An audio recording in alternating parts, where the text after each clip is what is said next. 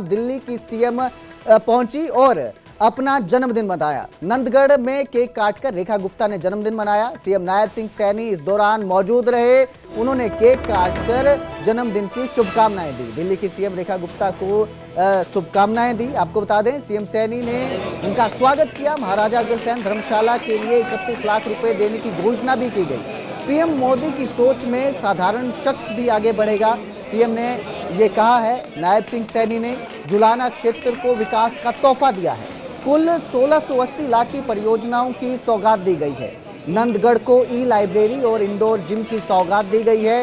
नंदगढ़ को सब health centre की भी सौगात मिली है। ई लाइब्रेरी और इंडोर जिम का उद्घाटन हुआ। नंदगढ़ में तीनों परियोजनाओं पर 74.28 लाख रुपए खर्च हुए। 74,28,000 रुपए खर्च किए गए। तो आपको बता दें, अपने जन्मदिन के मौके पर जींद के नंदगढ़ गांव दिल्ली की सीएम पहुंची थी रेखा गुप्ता, जहां इन्होंने केक काटकर अपना जन्मदिन मनाया और सीएम सैनी ने उन्हें जन्मदिन की शुभकामनाएं देते हुए तीन परियोजनाओं का शुभारंभ किया, उद्घाटन किया।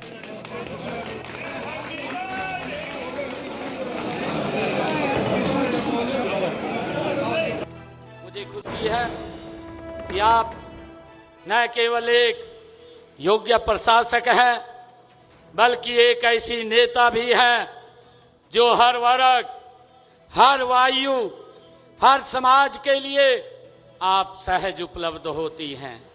आपकी कार्यशैली में दृढ़ता है, पर उसमें संवाद का मृद भाव भी है। आपके निर्णयों में स्पष्टता है और उनमें जनभावनाओं का सम्मान भी है। मुझे खुशी है कि किसी भी व्यक्ति की सफलता में उसकी मातृभूमि का और उसके गांव का और उसके परिवेश का बहुत बड़ा योगदान होता है। मेरे लिए खुशी की बात है कि बहन रेखा गुप्ता जी के संस्कारों में यह गांव, यहाँ के खेत खलियान, यहाँ की माटी की खुशबू रची बसी है।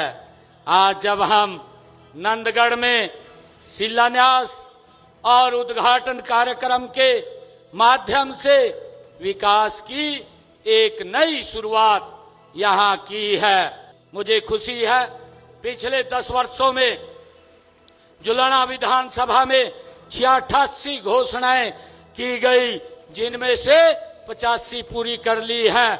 2 पर काम गति से चल रहा है। और मैं अगर जिले की बात करूं, जिले के अंदर हमने जींद जिला में 628 घोषणाएं ये पिछले 10 वर्षों के अंदर की है और इनमें से 541 घोषणाएं हमने पूरी कर दी हैं। शेष पर काम चल रहा है। मैं आपको ये विश्वास भी दिलाने के लिए आया हूं कि जींद का विकास अब 2 गुना गति से नहीं बल्कि 3 गुना गति से करने का हमारी सरकार का संकल्प है। ये तीसरे टर्म की सरकार आज हरियाणा में काम कर रही है। भाइयों, हमने यहाँ पर जो विकास की बड़ी बड़ी परियोजनाएं हैं जो पिछले 10 वर्षों में स्थापित की हैं, चाहे Ambala Kotputli greenfield corridor NH152D, जिसके ऊपर 10,646 करोड़ रुपए लगा करके उसको बनाया गया है। मेरा निवेदन है, आदरणीय हरियाणा के बहुत ही मेहनती, जुझारू, हंसमुख और बहुत सुंदर काम कर रहे हमारे मुख्यमंत्री भाई नायब सिंह सैनी जी, एक बार चाहूंगी जोरदार तालियां मेरे गांव के सभी भाई बहनों की ओर से उनके लिए बजाई जाए। भाई साहब, जब मैं 1994-95 में दिल्ली यूनिवर्सिटी का चुनाव लड़ी तो पूरे गांव में दिल्ली यूनिवर्सिटी का चुनाव लड़ी तो पूरे गांव में रुक्का पड़ गया कि वो जय भगवान की छोरी इलेक्शन में उठ रही है। कि कौन से इलेक्शन? वो कॉलेज के। और मेरी माँ बहुत नाराज थी। पिताजी और मेरे ताऊ जी कि हाँ ठीक है, लड़ना चाहिए अगर पार्टी लड़ा रही है तो। माँ कहती थी बिगाड़ोगे तुम लड़की को, देख लेना जूते घिस जाएंगे, ब्याह कौन करेगा। और यूं बता दूं, फिर तुम देख लेना इस तरीके का पूरा ऐसे ऐसे डायलॉग बोलती थी। आज ये जो मंच पे मेरी तारीफ कर रहे हैं, तुम्हें नहीं पता कितनी डांट खा के आगे बढ़ी।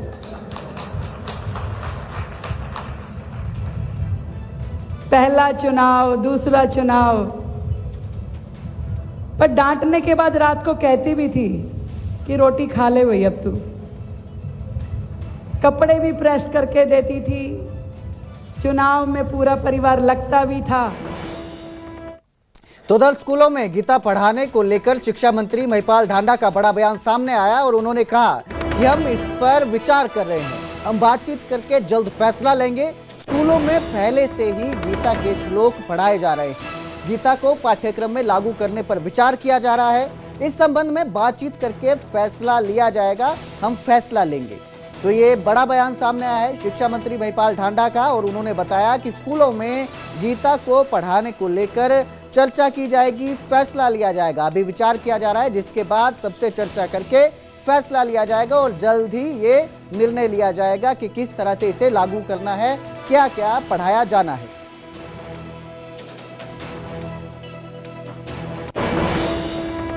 मैंने कहा कि भाई हरियाणा, जब मैंने जैसे पहले कहा, हरियाणा में जब हमारी सरकार बनी तो आदरणीय मनोहर लाल जी के नेतृत्व में रामविलास शर्मा जी जब हमारे एजुकेशन मिनिस्टर थे, उस वक्त हमने नैतिक शिक्षा में 3 तरह की पुस्तकों का निर्माण किया। एक 6ठी, 7वीं, 8वीं, एक 9वीं, 10वीं, एक 11वीं, 12वीं। बच्चे की उम्र के हिसाब से कौन से श्लोक 6ठी से 8वीं तक हो, कौन से 9वीं से 10वीं तक हो और कौन से 11वीं से 12वीं तक हो, इनका चयन करके नैतिक शिक्षा में ऑलरेडी हम लोगों ने डाला हुआ है। और ये जब 2014 में हमारी सरकार आई तब, और खाली गीता का ही नहीं, रामायण के और दूसरे जो धार्मिक ग्रंथ हैं जिनका संबंध व्यक्ति के जीवन से है और जो प्रेरक प्रसंग हैं, वो सब निकाल के हमने उसमें डाले हुए हैं।